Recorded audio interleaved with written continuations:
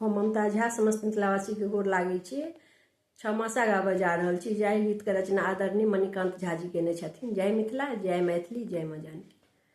उसे सखी जाड़ कन कन सिहरी रहलै गात पिया बेदर्दी दुख न जानै बुझै न मन के बात है।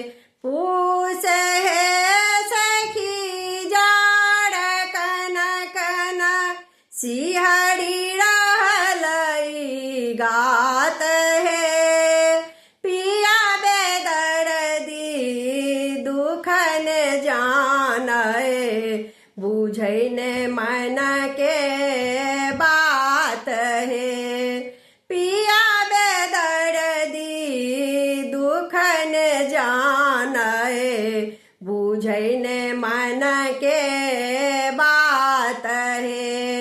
माघ है सखी ठंडा बढ़लै जाड़ लागै हाड़ है।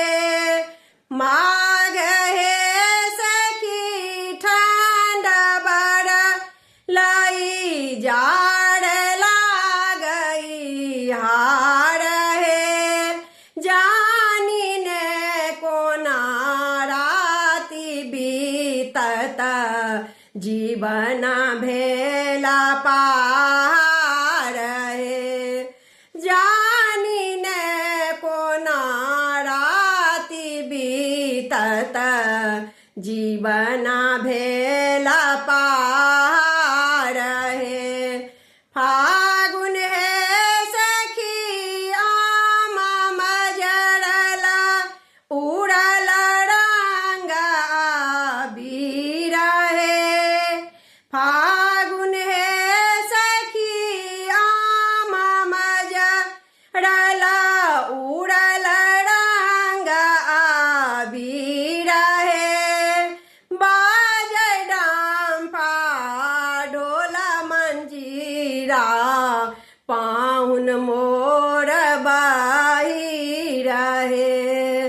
बाजै डंफा ढोल मंजीरा पाहुन मोर बाहिर है। चैत है सखी कोयली बाजै हिया में उठहि लोर है। चैत है सखी कोयली बाजै हिया में उठहि लोर है। कंत के परदेस रहने राखी मन के गोरी है। कांत के परदेस रहने राखी मन के गोरी है। बैसाख है सखी बेली फुलायल चौदिस भेल सुगंध है। बैसाख है सखी बेली फुलायल चौदिस भेल सुगंध है। भमर दल सब टूटी पड़ल पड़लहूँ तकरा फांद है। भ्रमर दल सब टूटी पड़ल पड़लहूँ तकरा फांद है। जेठ है सखी तपल धरनी पथिका ताकै छाँ है। जेठ है सखी तपल धरनी पथिका ताकै छाँ है। मणिकांत गीत का पाती से हो छोड़ी रहलै धाह हे।